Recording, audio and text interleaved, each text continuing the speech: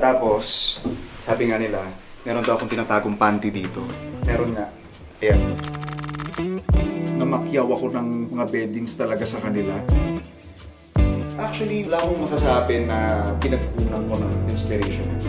This is purely my imagination.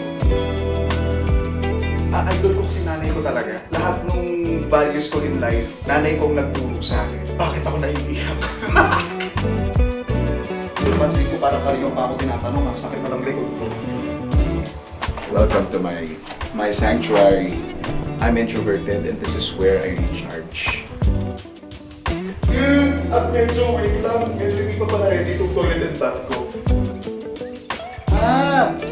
Nasa loob nito ang mama mo. Joke lang. Sometime, somewhere, there will be someone who will say yes to all of your dreams. Something I do but shouldn't? Oh my goodness! Ito, nakita nyo na to kanina sa baba.